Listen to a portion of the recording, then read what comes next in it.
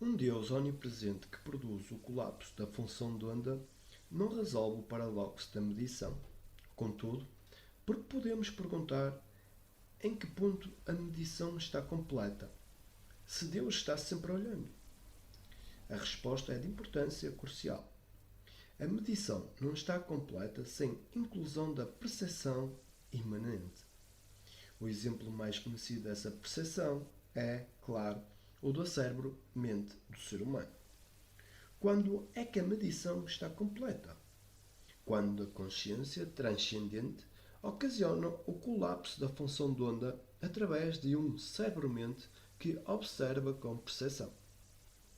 Essa formulação concorda com a observação do senso comum de que jamais há a experiência de um objeto material sem um concomitante, objeto mental, tal qual como o pensamento de que vejo este objeto ou, sem isso, pelo menos tenho percepção da sua existência. Note que temos de estabelecer uma distinção entre consciência com e sem percepção. O colapso da função de onda ocorre no primeiro caso, mas não no último. A consciência sem percepção é, na literatura psicológica, referida ao inconsciente. Obviamente, há um tanto de círculo vicioso na opinião de que a percepção imanente é necessária para completar a medição, uma vez que, sem a conclusão da medição, não poderá haver percepção imanente. Percepção ou medição, qual vem em primeiro lugar? Qual a causa primeira? Estamos, por acaso, entalados com o dilema de quem nasceu primeiro, se a galinha ou o ovo? Há uma história sofista com um sabor semelhante. Certa noite, o mula Nasruddin estava andando por uma estrada deserta quando notou uma tropa de cavaleiros aproximando-se. O mula ficou nervoso e começou a correr. Os cavaleiros, vendo-o em fuga, partiram em sua perseguição. Nesse momento, o mula ficou realmente amedrontado. Chegando ao muro de um cemitério e, impelido pelo medo, saltou por cima. Descobriu um caixão vazio e deitou-se nele. Os cavaleiros, tendo visto que ele saltara o muro, seguiram-no, entrando no cemitério. Após uma pequena busca, encontraram-no, olhando-os medrosamente. Algum problema? Perguntaram os cavaleiros. Podemos ajudá-lo em alguma coisa? Por que o senhor está aí? Bem, esta é uma longa história, respondeu o mula. Para resumir, estou aqui por causa de vocês e estou vendo que vocês estão aqui por minha causa. Se estamos engasgados com uma única ordem de realidade, a ordem física das coisas, então temos aqui um autêntico paradoxo, para o qual não há solução dentro do realismo materialista. John Wheeler chamou o círculo vicioso da medição quântica de um circuito de significado. Descrição esta muito sutil. Mas a pergunta que importa é a seguinte: quem interpreta o significado? Só para o idealismo é que não há paradoxo, porquanto a consciência atua de fora do sistema e completa o circuito do significado. Esta solução assemelha-se ao denominado problema do prisioneiro, um problema elementar na teoria dos jogos. Através de um túnel cavado com a ajuda de um amigo externo, o prisioneiro pensa em fugir da cela de prisão. Obviamente, a fuga será muito facilitada se o prisioneiro e o amigo cavarem a partir de direções opostas do mesmo canto. A comunicação não é possível, contudo, e há 6 cantos para escolher. A chance de fugir não parece nada boa, certo? Mas pense por um momento na forma da cela do prisioneiro e é excelente a chance de que ele resolva cavar no canto 3. Porquê? Porque o número 3 é o único canto que parece diferente, côncavo, visto de fora. Por isso mesmo, seria de esperar que o amigo começasse a cavar a partir desse ponto. Analogamente, só o número 3 é convexo, visto de dentro, de modo que o amigo provavelmente espera que ele comece também a cavar nesse ponto. Bem, qual é a motivação do amigo para cavar nesse canto especial? O prisioneiro. Ele o vê escolhendo esse mesmo canto pela mesma razão que você o vê escolhendo-o. Note que não podemos atribuir nenhuma sequência causal neste caso e, por conseguinte, nenhuma hierarquia simples de níveis. Em vez de linearidade causal, temos um círculo vicioso causal. Ninguém decidiu coisa alguma sobre um plano. O plano, na verdade, foi uma criação mútua, inspirada por uma finalidade mais alta, a fuga do prisioneiro. Douglas Hofstadter chamou esse tipo de situação de hierarquia entrelaçada. Uma hierarquia tão misturada que não podemos saber qual a mais alta e qual a mais baixa no poste totémico hierárquico. Pensa Hofstadter que a autorreferência talvez emane de uma hierarquia entrelaçada desse tipo. Suspeito que a situação no cérebro-mente, com a consciência provocando o colapso da função de onda, mas não quando a percepção está presente. É uma hierarquia entrelaçada e a nossa autorreferência imanente é da origem hierárquica entrelaçada.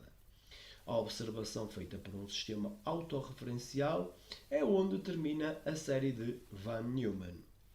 A irreversibilidade e a flecha do tempo.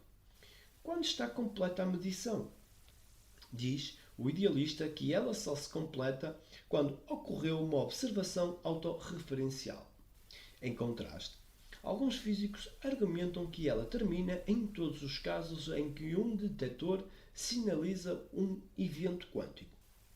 O que é um detector, em comparação com qualquer velho aparelho de medição? A detecção efetuada pelo detector, dizem eles, é irreversível. Mas o que é irreversibilidade? Há na natureza certos processos que poderiam ser chamados de irreversíveis, uma vez que não podemos saber a direção no tempo ao examinar esses processos da frente para trás. Um exemplo particular seria o movimento de um pêndulo, pelo menos durante algum tempo. Se filmamos seu movimento e em seguida o projetamos numa tela, de frente para trás, não há diferença observável. Em contraste, um processo irreversível é aquilo que não pode ser filmado da frente para trás sem lhe trair o segredo. Suponhamos, por exemplo, que enquanto estamos filmando o movimento do pêndulo em cima da mesa, estivemos filmando também uma xícara que caiu e quebrou-se durante a filmagem. Quando passamos o filme de frente para trás, os fragmentos da xícara, saltando do chão e tornando-se inteiros novamente, revelam o nosso segredo, que estamos rodando o filme em tempo reverso. Para compreendermos bem a diferença entre um aparelho de medição reversível e um detector, vejamos um exemplo. Os fótons possuem uma característica de dois valores denominada polarização. Um eixo que se situa ao longo, ou é polarizado ao longo, de apenas uma das duas direções perpendiculares. Os óculos de sol Polaroid polarizam luz comum não polarizada. Eles deixam passar apenas os fótons que têm um eixo de polarização paralelo ao das lentes dos óculos. Se quiser submeter esse fato a teste, coloque dois óculos Polaroid perpendiculares entre si e olhe através deles. Você verá apenas escuridão. Porquê? Porque uma lente Polaroid polariza verticalmente os fótons, digamos, ao passo que a outra lente só deixa passar fótons polarizados horizontalmente. Em outras palavras, juntas, as duas lentes atuam como um filtro duplo que exclui toda a luz. Um fóton polarizado a um ângulo de 45 graus em relação à horizontal é uma superposição coerente de estados semipolarizados, vertical e horizontalmente. Se o fóton passa através de uma caixa polarizadora com ambos os canais de polarização, horizontal e vertical, ele emerge aleatoriamente no canal polarizado vertical e horizontalmente. Este fato pode ser visto nas leituras dos ponteiros de detectores colocados atrás de cada canal. Suponhamos agora que no arranjo colocamos um polarizador de 45 graus à frente dos fótons. antes que eles sejam detectados. Descobrimos que o fóton foi reconstruído de volta em seu estado original de polarização de 45 graus, o que é uma superposição coerente. E ele foi regenerado. O polarizador, sozinho, portanto, não é suficiente para medir os fótons, porquanto estes ainda retêm seu potencial de se tornarem uma superposição coerente. Para a medição, é necessário um detector em que ocorram processos irreversíveis, tais como uma tela fluorescente ou um filme fotográfico. Se pensarmos em termos de reversão do tempo, o movimento dos fótons polarizados a 45 graus, que passam através da caixa polarizada e em seguida através do polarizador de 45 graus, é reversível no tempo, se, contudo, os fótons forem detectados por algum detector com processos irreversíveis. Podemos, quando imaginamos o processo de frente para trás, discernir entre para a frente e para trás. Vale lembrar aqui a história de uma cena rodada para um filme mudo. A heroína deveria estar amarrada aos trilhos enquanto um trem viria em alta velocidade em sua direção. No roteiro do filme, ela seria salva. O trem pararia no último momento, uma vez que a estrela, compreensivelmente, relutava em arriscar a vida. O diretor filmou toda a cena de frente para trás, começando com a atriz amarrada aos trilhos e o trem ao seu lado, inteiramente parado. Em seguida, o trem deveria correr para trás. Mas o que é que você pensa que o público viu quando o filme foi projetado de frente para trás? Naqueles dias, os trens funcionavam como uma caldeira que queimava o carvão. No filme, que rodava para trás, a fumaça corria para dentro da chaminé, em vez de sair e, dessa maneira, revelou o segredo do filme. A evolução da fumaça no tempo era irreversível. Significará isso que está próximo à solução do problema da medição quântica? E sem supor a participação da consciência? Temos apenas de reconhecer a irreversibilidade de certos aparelhos de medição denominados detectores e, neste caso, poderemos saltar para fora da série Von Neumann. Uma vez que esses detectores tenham feito o seu trabalho, a superposição quântica coerente não poderá ser mais regenerada e caberá dizer, por conseguinte, que terminou. Mas será realmente assim? A pergunta, portanto, passa a ser a seguinte: o detector será suficiente para acabar com a série de Von Neumann? A resposta é não. O detector terá de se tornar uma superposição coerente de leituras de ponteiros pela razão muito simples de que, em última análise, ele também obedece à mecânica quântica. O mesmo acontecerá com quaisquer aparelhos de medição subsequentes, reversíveis ou irreversíveis. A série de Von Neumann continua. O ponto é que a equação quântica de Schrödinger é reversível no tempo. Ela não muda se o tempo for mudado para o tempo negativo. Qualquer macrocorpo que se enquadre em uma equação de tempo reversível não pode ser realmente irreversível em seu comportamento, conforme foi demonstrado pelo matemático Jules-Henri Poincaré. Por isso mesmo, diz a sabedoria convencional que a irreversibilidade absoluta é impossível. A irreversibilidade aparente que vemos na natureza tem a ver com a pequena probabilidade existente de um macrocorpo complexo refazer seu caminho na evolução para uma configuração que tenha mais ordem relativa. O estudo da irreversibilidade proporciona uma lição importante, embora, em última análise, todos os objetos sejam objetos quânticos. A irreversibilidade aparente de alguns macro-objetos permite-nos distinguir aproximadamente entre os clássicos e os quânticos. Podemos dizer que um objeto quântico é aquele que se regenera, enquanto que o clássico tem um período de regeneração muitíssimo demorado. Em outras palavras, embora objetos quânticos não contenham um registro discernível de sua história, nenhuma memória, podemos dizer que os objetos clássicos, como os detectores, a têm no sentido de precisarem de muito tempo para apagá-la. Mas surge outra questão importante. Se não há irreversibilidade final no movimento da matéria, de que modo a interpretação idealista explica a ideia de um fluxo unidirecional do tempo, a flecha do tempo? Na interpretação idealista, o tempo é uma rua de mão dupla no domínio transcendente, mostrando sinais de irreversibilidade apenas aproximada de movimento de objetos cada vez mais complexos. Quando a consciência produz o colapso da função de onda do cérebro-mente, ela manifesta o tempo unidirecional subjetivo que observamos. A irreversibilidade e a flecha do tempo entram na natureza no processo do próprio colapso em medições quânticas, como suspeitou há muito tempo o físico Leo Szilard. Parece, portanto, que a irreversibilidade dos detectores não soluciona o problema de medição. Esta solução não pode ser invocada a menos que estejamos dispostos a aceitar a irreversibilidade sob a forma de aleatoriedade, como sendo ainda mais fundamental do que a mecânica quântica. Há uma proposta para que seja feito exatamente isso.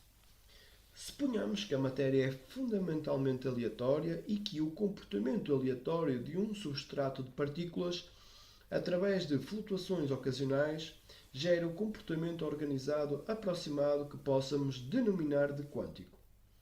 Se isso acontecesse, a própria mecânica quântica seria um epifenómeno, como aconteceria com todos os demais comportamentos organizados. Nenhum dado experimental dá apoio a tal teoria, embora ela seja uma solução engenhosa para o problema da medição, se pudesse ser provada. Alguns físicos de fato supõem, contudo, que existe um meio subjacente que causa a aleatoriedade e traçam uma analogia com o movimento aleatório subjacente das moléculas, que produz o movimento aleatório, denominado movimento browniano, de grãos de pólen na água, quando vistos sob um microscópio. A suposição de um meio subjacente, contudo, contraria o experimento do aspecto, a menos que se aceite a não localidade. E é difícil aceitar o movimento browniano não local no realismo materialista. As 9 vidas, diz Stephen Hawking. Toda vez que ouço falar no gato de Schrödinger, sinto vontade de sacar uma pistola. Quase todos os físicos sentiram um desejo semelhante. Todos querem matar o gato. Isto é, o paradoxo do gato. Mas parece que o bichano tem 9 vidas. Na primeira, ele é tratado estatisticamente como parte de um conjunto. O gato é ofendido porque sua singularidade é negada nessa interpretação do conjunto, mas não machucado. Na segunda, é considerado um exemplo da dicotomia quântica clássica pelos filósofos divisivos do macro-realismo. O gato recusa-se a trocar sua dicotomia vida-morte por outra dicotomia. Na terceira, é confrontado com a irreversibilidade e a aleatoriedade, mas diz provisso. Na quarta, enfrenta as variáveis ocultas. A ideia de que seu estado nunca se torna dicotómico e é, na realidade, inteiramente determinado por variáveis ocultas e de que o que acontece continua oculto. Na quinta, os neocopenhaguistas tentam acabar com ele usando a filosofia do positivismo lógico. Segundo a maioria das conclusões, ele escapa incólume. Na sexta, ele conhece numerosos mundos, quem sabe, ele pode ter morrido em algum outro universo, mas, tanto quanto podemos ver, não neste. Na sétima, conhece Bohr e a sua complementaridade, mas é salvo pela pergunta: o que constitui uma medição? Na oitava, conhece pessoalmente a consciência de uma variedade dualista, mas é salvo pelo amigo de Wigner. Finalmente, na nona, encontra salvação na interpretação idealista. E aqui termina a história das 9 vidas do gato de Schrödinger. Capítulo 7. Escolho, logo existo. Cabe estudar agora uma questão importante. O que é a consciência? E como distinguir entre consciência e percepção? Infelizmente, não é fácil dar uma definição da primeira. A palavra consciência deriva de duas palavras do verbo latino cere, que significa saber, e de preposição cum, que significa com. Etimologicamente, portanto, consciência significa saber com. No Oxford English Dictionary, além disso, não há uma, mas 6 definições da palavra consciência. Primeiro, conhecimento conjunto ou mútuo. Segundo, conhecimento ou convicção internos, especialmente de nossa própria ignorância, culpa, deficiências, etc. Terceiro, ato ou estado de estarmos conscientes ou cientes de alguma coisa. Quarto, o estado ou faculdade de estarmos conscientes como condição ou concomitante de todo o pensamento, sentimento e vontade. Quinto, a totalidade das impressões, pensamentos e sentimentos que constituem nosso ser consciente. Sexto, o estado de estarmos conscientes, considerando isso como a condição normal de uma vida sadia de vigília. Nenhuma dessas definições é inteiramente satisfatória. Tomadas em conjunto, porém, proporcionam uma ideia aproximada do que é a consciência. Imaginemos uma situação em que entram em jogo todas essas diferentes definições. Atribuiremos a cada uma delas um subscrito, de 1 a 6. Um buquê de rosas lhe é entregue. O entregador, você e a pessoa que enviou compartilham todos da mesma consciência, no tocante ao presente. Faz parte de sua consciência que você conheça a história, as associações e as conotações das rosas e do que significam como presente. E, nesta consciência, você pode ou não apreciá-lo. A experiência sensorial das rosas reside na consciência, por meio da qual você pode aspirar-lhe o aroma, notar-lhe a cor e sentir-lhe os espinhos. Mas é a consciência que lhe permite atribuir os significados, considerar os relacionamentos e fazer as opções ligadas ao presente, aceitar ou recusar as rosas, por exemplo. A consciência é o que o torna o ser único que você é, diferente de sua amada e de qualquer outra pessoa, e que reage de uma forma particular ao presente. E é apenas pela consciência que você pode, afinal de contas, receber as rosas e experimentar ou demonstrar qualquer um dos estados precedentes de consciência. Mas até mesmo esta análise da palavra deixa muito a desejar. A consciência reveste-se de 4 aspectos diferentes. Em primeiro lugar, temos o campo da consciência, às vezes chamado de campo da mente ou espaço de trabalho global. A isso chamo de percepção. Em segundo, há objetos da consciência, tais como pensamentos e sentimentos, que nesse campo surgem e desaparecem. Em terceiro, há o sujeito da consciência, o experienciador e ou testemunha. As definições do dicionário tratam realmente do sujeito da consciência ou self-consciente, com o qual nos identificamos. Em quarto, falamos de consciência como o fundamento de todo o ser. Uma definição de senso comum da consciência equipara à experiência consciente.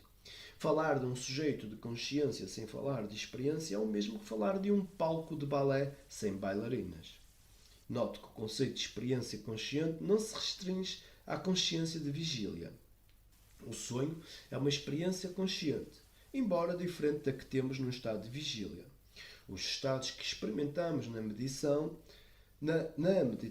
sob o efeito de drogas, nos transes hipnóticos, todos esses estados alterados de consciência envolvem experiências.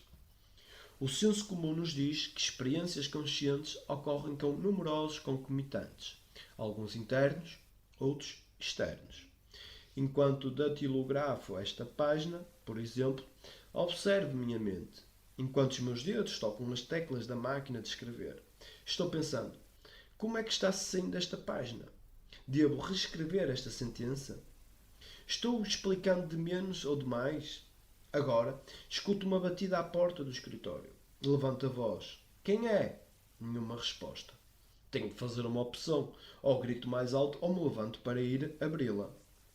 Os concomitantes externos são fáceis de entender. Eu não me identifico com os meus dedos.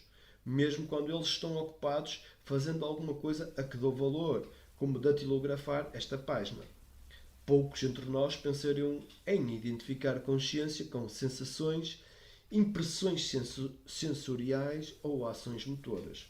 Você pode imaginar-se dizendo: eu sou a minha ida até à porta. Claro que não.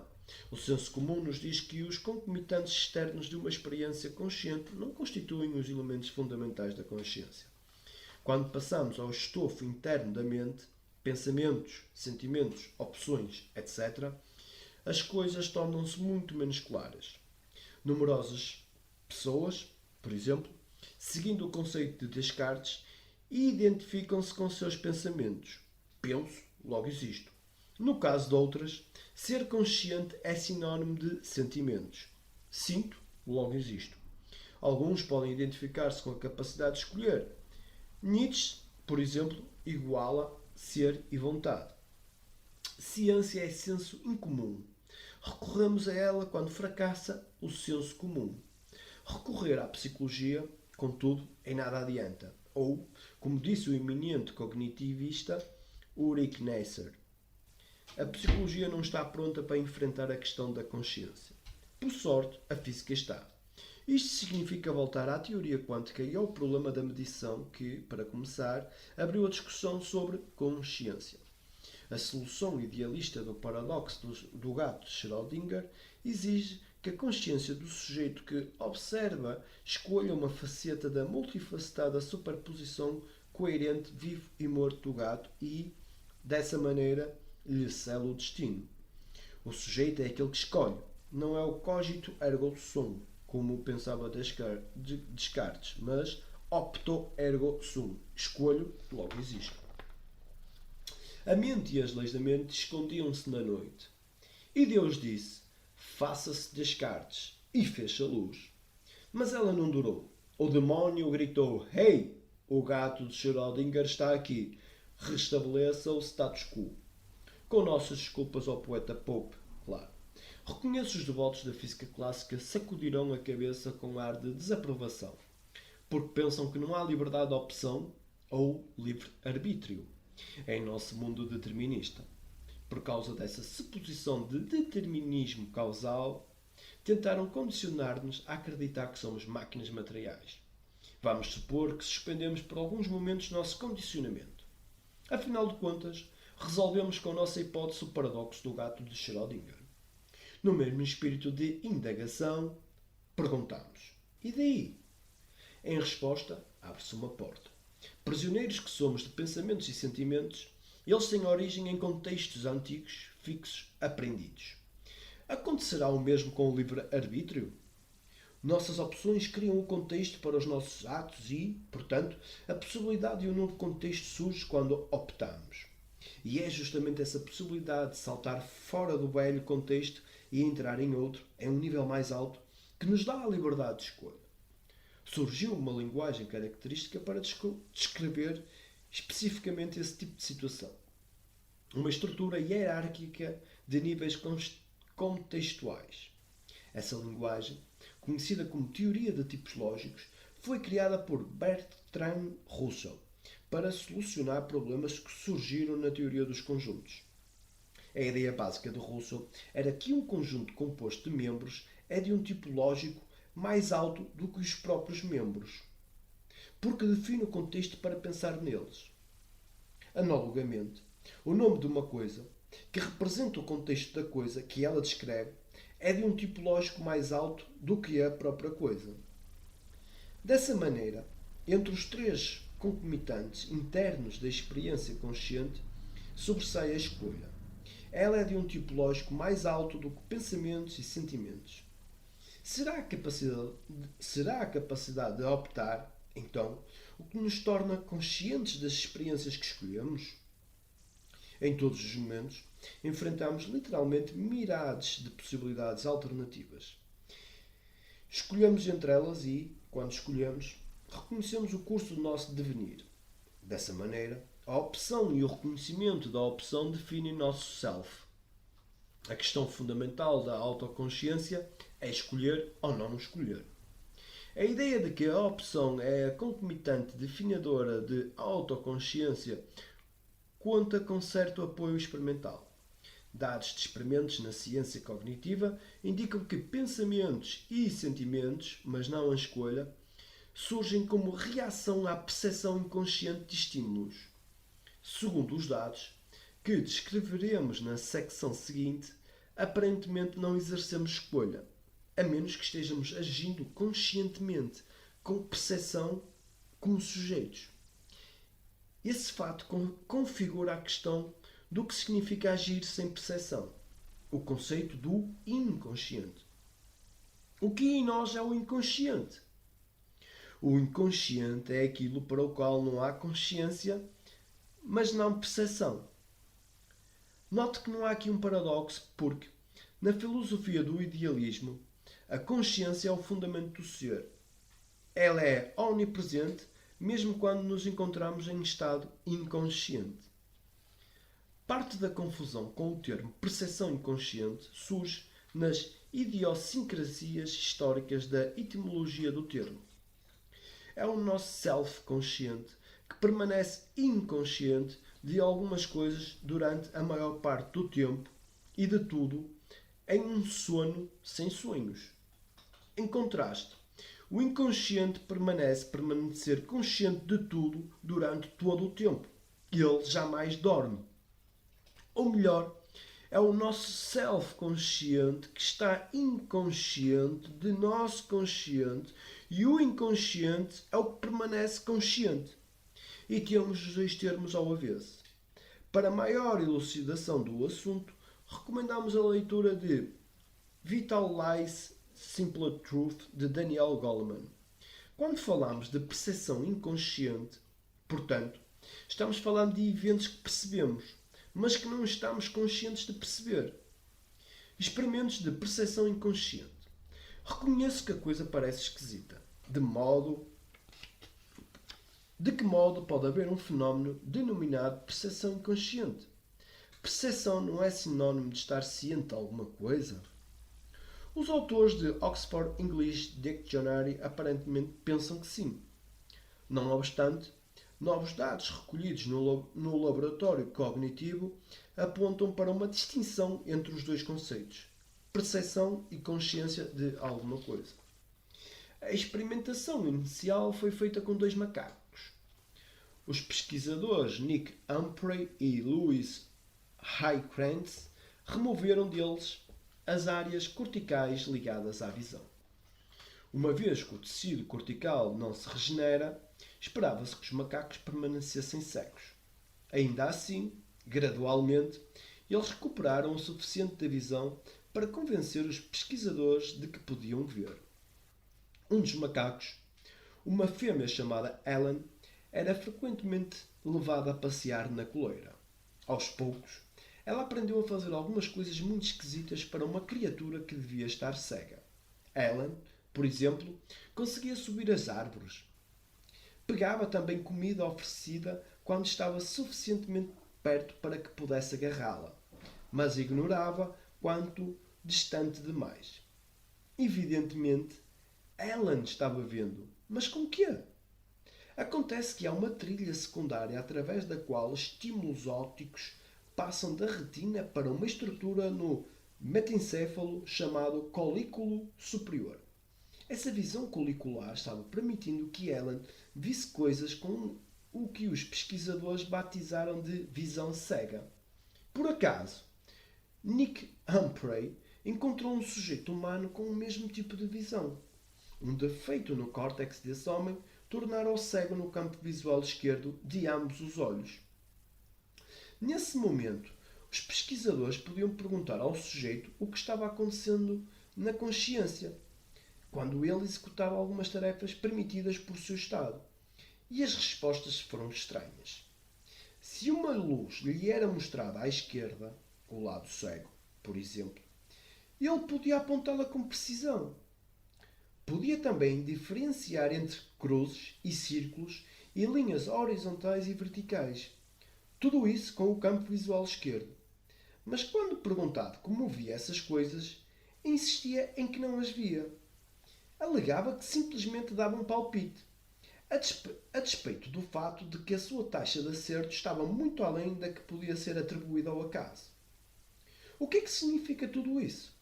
Há agora algum consenso entre os cientistas cognitivos de que a visão de cego é um exemplo de percepção inconsciente. Percepção sem consciência de perceber. Como vemos, a percepção e a consciência de perceber não estão necessariamente entrelaçadas.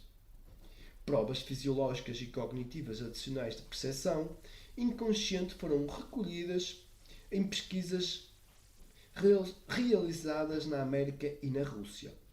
Pesquisadores mediram as respostas elétricas do cérebro de vários sujeitos a uma grande variedade de mensagens subliminares. As respostas, em geral, mais fortes.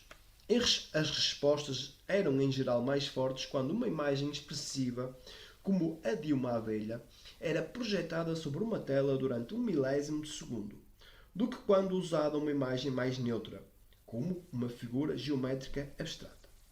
Obviamente, matemáticos não faziam parte do grupo de teste. Além do mais, quando os sujeitos foram solicitados a mencionar todas as palavras que lhe ocorriam à mente após esses experimentos subliminares, a imagem expressiva gerava palavras que eram claramente relacionadas com a imagem mostrada rapidamente. A imagem de uma abelha, por exemplo, provocou a menção de palavras como ferrão e mel. Em contraste, as imagens geométricas dificilmente provocavam qualquer coisa relacionada com o objeto. Evidentemente, havia percepção da imagem da abelha, mas não conhecimento consciente dessa percepção. Esses experimentos foram saudados na imprensa popular como prova experimental do conceito freudiano de inconsciente, que sacudiu o mundo científico no início do século XX. O que, em nós, contudo, é o inconsciente. O inconsciente é aquilo para o qual há consciência como fundamento do ser, mas não conhecimento consciente em nenhum sujeito. De modo que, como percepção inconsciente, estamos falando de eventos que percebemos, isto é, eventos que são captados como estímulos e processados, mas que não temos consciência de estar percebendo. Em contraste, a percepção consciente envolve captar estímulos, processá-los e tornar-se consciente da percepção.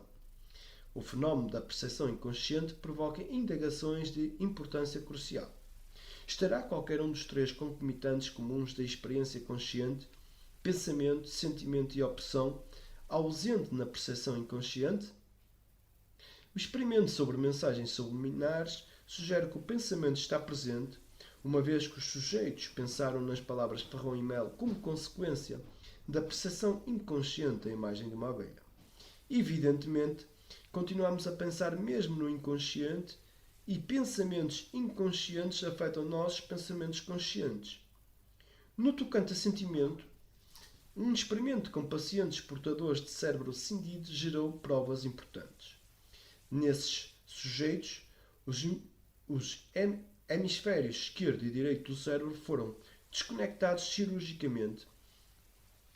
Executadas as conexões cruzadas nos centros do metencéfalo envolvidas nas emoções e sentimentos.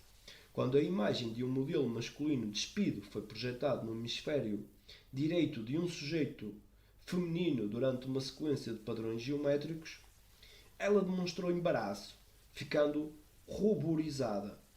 Quando perguntada porquê, ela negou ter-se sentido embaraçada. Não tinha conhecimento consciente desses sentimentos internos e não podia explicar por que ficara ruborizada.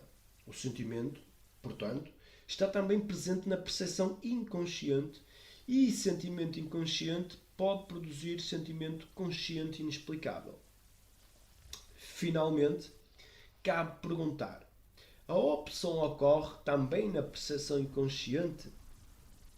Se queremos descobrir esse fato, temos de enviar um estímulo inequívoco ao cérebro-mente, de modo que haja uma opção de respostas. Em um importante experimento cognitivo, o psicólogo Tony Marcel usou palavras polissémicas, ou seja, palavras com mais de um significado. Os sujeitos observaram uma tela enquanto 3 palavras eram sucessivamente projetadas, uma de cada vez, em intervalos de 600 milissegundos ou 1,5 segundo entre os lampejos. Aos sujeitos foi solicitado que apertassem um botão quando reconhecessem conscientemente a última palavra da série. O objetivo inicial do experimento era usar o tempo de reação do sujeito como medida da relação entre congruência, ou falta dela, entre as palavras e os significados a elas atribuídos em séries tais como mão, palma, pulso, congruente, relógio, palma, pulso, neutra, árvore, palma, punho, incongruente, e relógio, bolsa, pulso, nenhuma associação. Poder-se-ia esperar que o induzimento da palavra mão, por exemplo, seguida pela projeção na tela de palma, folha de palmeira, produzisse o significado de palma, relacionado com a mão, caso em que melhoraria o tempo de reação do sujeito para reconhecer a terceira palavra, punho, congruência. Se a palavra indutora fosse árvore e o significado léxico da palavra, o significado léxico de palma como árvore devia ser atribuído, e o reconhecimento do significado da terceira palavra, pulso, exigiria um tempo de reação mais longo, incongruente. Na verdade, foi esse mesmo o resultado. Quando, no entanto, a palavra do meio era escondida por uma máscara, de tal modo que o sujeito a via inconscientemente, mas não conscientemente, não ocorria mais qualquer diferença apreciável em tempo de reação entre os casos congruentes e incongruentes. Esse fato surpreende, porquanto, presumivelmente, ambos os significados da palavra ambígua estavam à disposição da pessoa, pouco importando o contexto indutor, mas nenhum deles foi escolhido de preferência ao outro. Aparentemente, a opção é um concomitante de experiência consciente, mas não de percepção inconsciente. A consciência do nosso sujeito surge quando é feita uma opção. Escolhemos, logo existimos. Combina. Se não escolhemos, não confessamos reconhecer nossas percepções. O homem com visão de cego, portanto, nega ter visto alguma coisa quando evita um obstáculo. A mulher com o córtex cindido ruboriza-se, mas nega ter sentido embaraço. Talvez, afinal de contas, a psicologia cognitiva possa contribuir para explicar a consciência, especialmente se puder ser usada para submeter a teste ideias baseadas na teoria quântica de sujeito-self. Tanto a teoria quântica quanto esses experimentos cognitivos demonstraram que há base científica para a ênfase que a tradição ocidental põe na liberdade de escolha, como fundamental para a experiência humana. Note que se a explicação quântica do experimento de Mersel é correta, então ela demonstra indiretamente a existência de superposições coerentes em nosso cérebro-mente.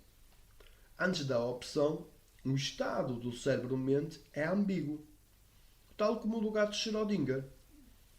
Em resposta a uma palavra polissémica, o estado do cérebro-mente torna-se uma superposição coerente de 2 estados. Cada um deles corresponde a um significado diferente de palma, árvore ou mão. O colapso consiste na opção entre um desses estados. Talvez haja alguma indução para um significado, em virtude do condicionamento. Um californiano, por exemplo, pode sentir ligeira preferência pelo significado de árvore de palma. Nesse caso, a ponderação da probabilidade das duas possibilidades não seria igual, mas favoreceria o significado induzido. Haveria, contudo, uma probabilidade não zero para o outro significado, mas persistiria a questão da opção. Escolho, logo existo.